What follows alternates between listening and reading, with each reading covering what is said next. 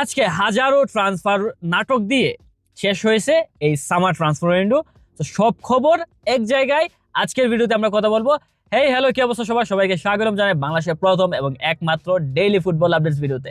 তো দেরি না করে শুরু করা যাক। প্রথমে বাংলাদেশ থেকে শুরু করি। বাংলাদেশের জায়ান্ট বসুন্ধরা কিংস তাদের নতুন কোচ মারিও গুমেজকে ফুল দিয়ে বরণ করে নিছে এবং ফিফা ইন্টারন্যাশনাল ব্রেক হয় সকল প্লেয়ারদের সাথে কোচের কোনো দেখা সাক্ষাৎ সম্ভব হবে না, অন্তর্পক্ষে যারা আর কি ন্যাশনাল ডিউটিতে আছে তাদের সাথে তো হচ্ছে না। তো বাংলাদেশ ফুটবলে নতুন মুখ, অনেক হাই প্রোফাইলের একজন কোচ, তাকে বাংলাদেশ ফুটবলে স্বাগতম জানাই। পাশাপাশি বাংলাদেশ ফুটবল তার হাত ধরে একটু হলেও উন্নতির মুখ দেখুক, সেই আশা রাখি আমরা। এবং ফাহমিদুল ইসলাম ভিয়েতনামে বাংলাদেশ অনূর্ধ্ব 23-এর ক্যাম্পে যোগ দেওয়ার জন্য পাড়ি জমাইছে। আমার ভিডিওটা যতক্ষণে আপলোড হবে ততক্ষণে হয়তো সে ক্যাম্পের মধ্যে অলরেডি যোগও দিয়ে দিয়েছে এবং 3 তারিখের ম্যাচ দিয়ে বাংলাদেশ অনূর্ধ্ব 23-এর এফসি এশিয়ান কাপ কোয়ালিফায়ার্সের যাত্রা শুরু হচ্ছে। So going on to club football, আজকে বাই ফিফা ট্রান্সফার উইন্ডোর লাস্ট ডে ছিল, ডেডলাইন ছিল। ভরপুর ট্রান্সফার হয়েছে আজকে, মানে হাজার হাজার ট্রান্সফার হয়েছে। সিরিয়াসলি ম্যান, যে যারে পারছে তারই ধইরা নিছে, মানে এলাকার মাছ বাজারের মতো আর কি, যে এলাকার বড় লোকেরা আগে আগে গিয়ে বাচ্চা ভালো মাছগুলো আর কি নিয়ে নিব এবং গরিব এবং যারা কিপটা আছে তারা শেষ পর্যন্ত অপেক্ষা করব, মাছের দাম কমবে এবং এই আর কি বার্গেনিং করে নিয়ে নিবে। সো এটাই ছিল আজকের ট্রান্সফার উইন্ডোর লাস্ট ডে এর অবস্থা। সিরিয়াসলি ট্রাস্ট মি, এটাই ছিল আজকের ট্রান্সফার উইন্ডোর লাস্ট ডে এর অবস্থা। সো জোকস অ্যাসাইড, আজকের ট্রান্সফার উইন্ডোর অনেক নাটক শেষ হয়েছে। প্রথমে শুরু করি আলেকজান্ডার ইসাকের নাটক নিয়ে। লিভারপুলে আসবে কি আসবে না, নিউক্যাসল তাকে কি ছাড়বে কি ছাড়বে না, এই নিয়ে তার নাটক চলতেছিল। So finally 144 million euro, premier লিগের ইতিহাসের সবচেয়ে ব্যয়বহুল ট্রান্সফার আলেকজান্ডার ইসাক নিউক্যাসল থেকে লিভারপুলে জয়েন করতেছে। ফাইনাল, আর কোনো নাটক নাই, নাটকের আর সুযোগও নাই, যেহেতু আজকে ট্রান্সফার উইন্ডো শেষ এবং অফিসিয়াল ঘোষণা মনে হয় আমার ভিডিও যতক্ষণে আসবে ততক্ষণে হয়ে যাইতেছে। And speaking of Liverpool, premier লিগের ইতিহাসের সবচেয়ে ব্যয়বহুল সিঙ্গেল ট্রান্সফার তো তারা করছে আলেকজান্ডার ইসাক। পাশাপাশি এক সিজনে সবচেয়ে বেশি খরচ করা দল লিভারপুল, প্রায় 500 মিলিয়নের উপরে তারা এই ট্রান্সফার উইন্ডোতে খরচা করছে।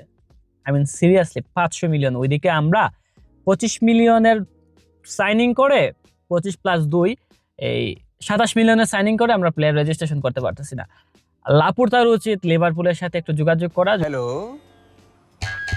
যোগাযোগ করে মানে একটু কি চাকাই নিয়ে জানা আর কি, যে কিভাবে কেমনে কি। আর লিভারপুলকে আমার প্রশ্ন, তেল নাকি স্বর্ণ নাকি হীরা, মানে কিসের খনি পাইছেন ভাই আপনারা? 500 মিলিয়ন, এটা জোকস নাকি রে ভাই? 500 মিলিয়ন একটা দল কিভাবে একটা ট্রান্সফার উইন্ডোতে খরচ করতে পারে বলেন আমারে? যদি তারা কোনো খনি না পায় বা আসমান থেকে টাকা না পড়ে, তাহলে কিভাবে 500 মিলিয়ন তারা এক ট্রান্সফার উইন্ডোতে খরচ করে? এবং ট্রান্সফার উইন্ডোর সবচেয়ে হাস্যকর যে বিষয়টা হয়েছে এই ট্রান্সফার উইন্ডোতে, Nicolas Jackson to Bayern Munich. Seriously man, Chelsea এই জিনিসটার একদম জোকস বানাই ফেলছে। প্রথমে ডিলটা হয়েছে, নিকোলাস জ্যাকসন বায়ার্ন মিউনিখে চলে গেছে। বায়ার্ন মিউনিখে গিয়ে তার মেডিকেলও মোটামুটি কমপ্লিট ছিল। তারপরে চেলসি থেকে তার সাথে যোগাযোগ করেছে, তুমি চলে আসো। প্রথমে নিকোলাস জ্যাকসন না করলেও আসবো না, তারপর সে চলে গিয়েছে।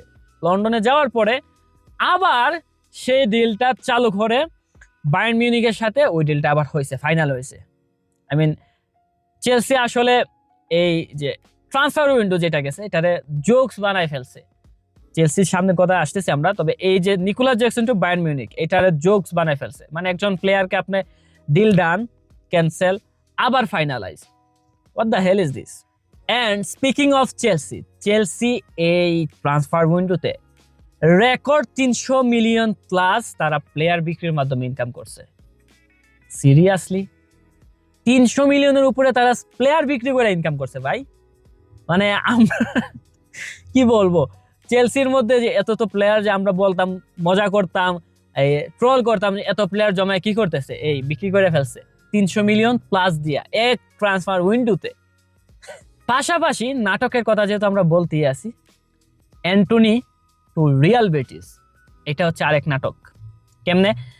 প্রথমে অ্যান্টনি টু রিয়াল বেটিস হয়ে যাচ্ছে, অফিসিয়ালি ঘোষণা না আসলে আনঅফিসিয়ালি ফাব্রিজিও থেকে শুরু করে যত সাংবাদিক আছে, ফুটবলের সাংবাদিক, সবাই কনফার্ম করে যে ম্যানচেস্টার ইউনাইটেড থেকে রিয়াল বেটিসে অ্যান্টনি সাইন হয়ে গেছে। ক্লাব টু ক্লাব নেগোসিয়েশন ডান, ডিলও ডান।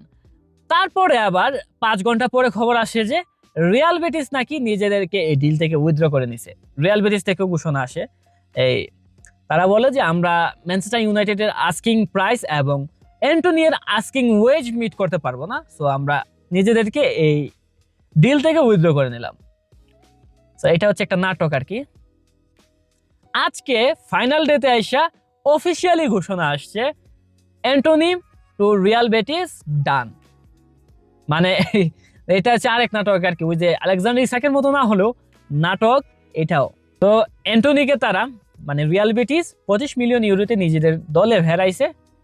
আমার ফাইনালি অ্যান্টনির জন্য ভালো লাগতেছে ভাই, সিরিয়াসলি। ওই পারতেছে না, আই থিঙ্ক আমার যেটা মনে হয় যে ওই নিজের পকেট থেকে কিছু টাকা দেওয়া হইলো ম্যানচেস্টার ইউনাইটেড থেকে বাইরে আইছে সিরিয়াসলি। এবং অন্যদিকে ম্যানচেস্টার সিটিতে হয়েছে কিছু অদল বদল, প্লেয়ার কয়েকজন গেছে, কয়েকজন আসছে।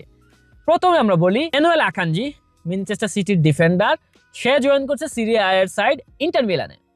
এবং এডারসন, ম্যানচেস্টার সিটির গোলকিপার, সে জয়েন করছে টার্কিশ জায়ান্ট ফেরেনবাচেতে।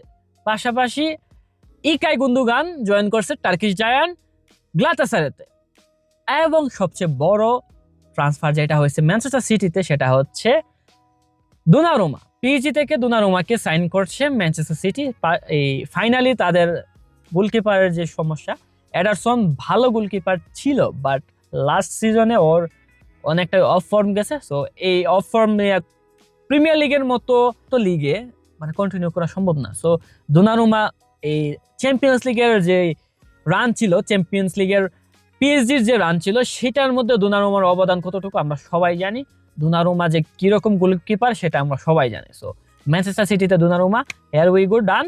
ম্যানচেস্টার সিটি আশা করি প্রথমে একটু নড়বড়ে স্টার্ট করলো, এই ইন্টারন্যাশনাল ব্রেকের পরে উইথ দোনারুমা ভালো একটা স্টার্ট করতে পারে। And speaking of Manchester United শেষ মুহূর্তে এসে বেলজিয়ান গোলকিপার সেনে লেমেন্সকে সাইন করছে, এমিলিয়ানো মার্টিনেজকে বাদ দিয়ে। এমিলিয়ানো মার্টিনেজের ডিল কোলাপস করছে, তারপর তারা সেনে লেমেন্সকে সাইন করছে, বেলজিয়ামের গোলকিপার। সো ফাইনালি হয়তো ম্যানচেস্টার ইউনাইটেডের যে গোলকিপার, ম্যানচেস্টার সিটি এবং ম্যানচেস্টার ইউনাইটেড দুই ক্লাবেরই গোলকিপারের সমস্যা ছিল। আন্দ্রে ওনানা তো বলে আর লাভ নাই ওর কথা। তো সেনে লেমেন্স 25 বছর বয়সী বেলজিয়ান গোলকিপার, গত সিজনে সে বেলজিয়ান লিগের খেলছে। ভালো সাইনিং, সিরিয়াসলি ভালো সাইনিং। তো আশা করি আন্দ্রে ওনানার সমস্যা থেকে এইবার ম্যানচেস্টার ইউনাইটেড বাঁচবে। হ্যাঁ, স্পিকিং অফ ম্যানচেস্টার ইউনাইটেডের ex coach Erik ten Hag sack হওয়ার গুঞ্জন চলতেছে বায়ার লেভারকুজেনে, সেটা আমরা গতকালকের ফুটবল নিউজে বলি, এবং আজকেই সে সেক হয়ে গেছে। লেভারকুজেনে সে অনেক চেষ্টা করতেছিল বুটকে বোঝানোর জন্য যে ভাই আমি 2 ম্যাচ খেলছি, আমার আর একটু সুযোগ দাও, আমার দল থেকে সব প্লেয়ার চলে গেছে।